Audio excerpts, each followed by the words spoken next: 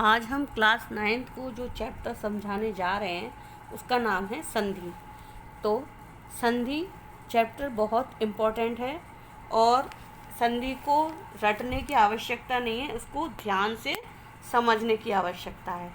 तो संधि का शाब्दिक अर्थ है मेल या मेल मिलाप।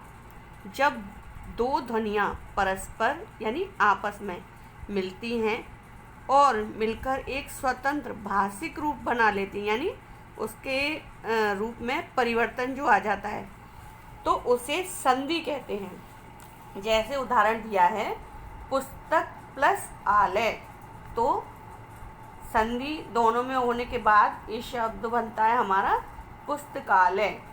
इसमें पुस्तक का अंतिम स्वर यानी आ, ये तो सभी जानते हैं कि हर व्यंजन में आ का स्वर होता है।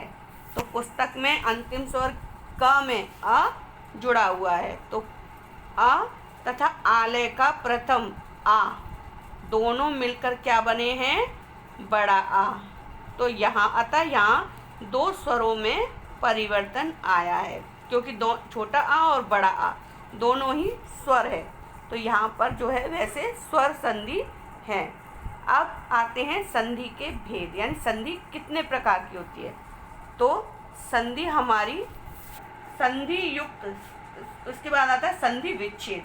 तो संधि विच्छेद किसको कहते हैं, संधि युक्त समस्त पद या समस्त शब्द को फिर से संधि पूर्व यानी पहले की अवस्था में विभक्त करना संधि विच्छेद कहलाता है, यानी दोनों को अलग अलग करना। जैसे पहले रूप में थे वो, तो उसी रूप में जब हम उसको लिखेंगे तो हम उसको संधि विच्छेद कहेंगे। नीचे जैसे उदाहरण दिया है हिम हिमालय, तो अगर हम उसको पूर्व रूप में लिखेंगे तो कैसे लिखेंगे, हिम प्लस आलय, तो ये हमारा संधि विच्छेद हुआ।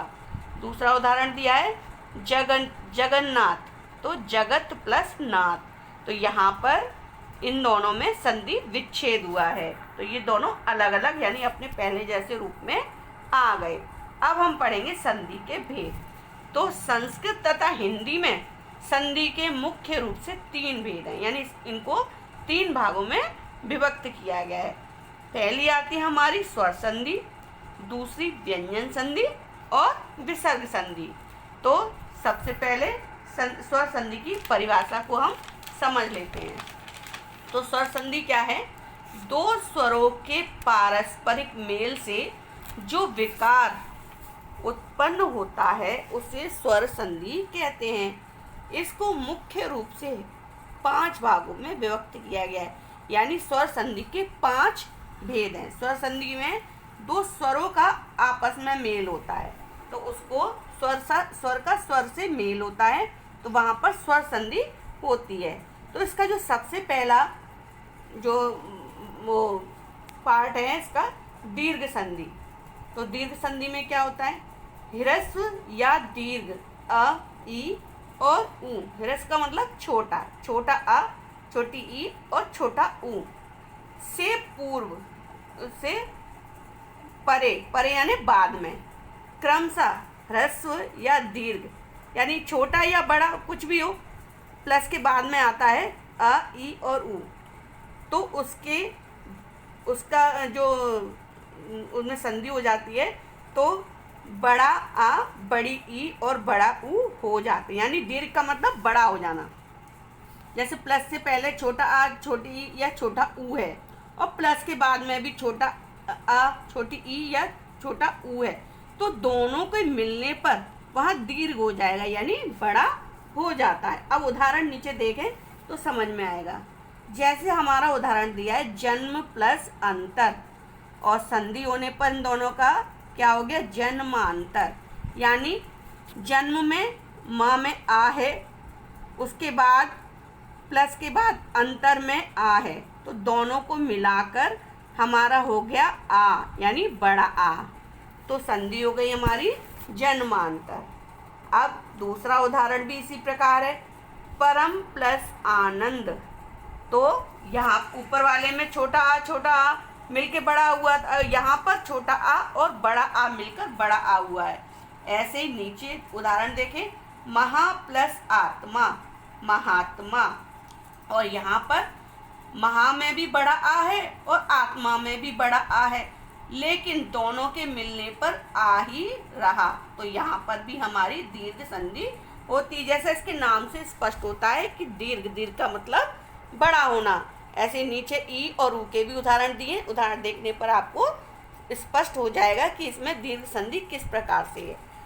अब अगली है हमारा दूसरे जो इसका भेद है, गुण संधि।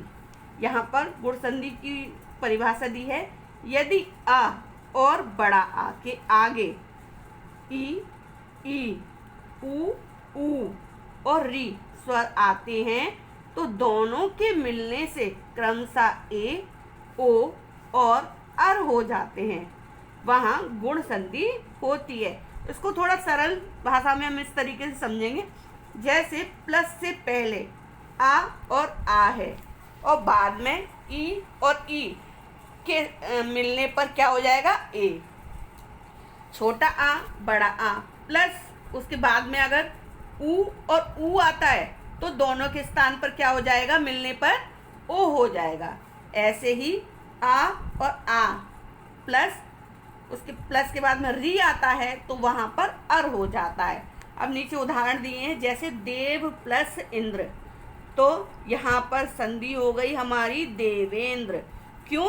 क्योंकि यहाँ पर बा में आ है और ई में इंद्र यानी छोटी ई है, तो दोनों को मिलाकर क्या हो गया, ए, तो यहाँ संधि हो गई हमारी देवेंद्र। ऐसे ही नर प्लस ईश, तो यहाँ पर भी हमारी नरेश, ऊपर छोटी ई आई है, इसमें बड़ी ई आई है।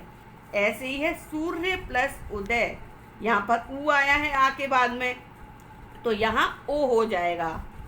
ऐसे ही अर का उदाहरण देखें, राज प्लस ऋषि, आ के बाद में री आया है तो यहाँ पर अर हो जाता है। तो यहाँ तक संधि के इसके आगे के भेद हम आपको अगली वीडियो में समझाएंगे।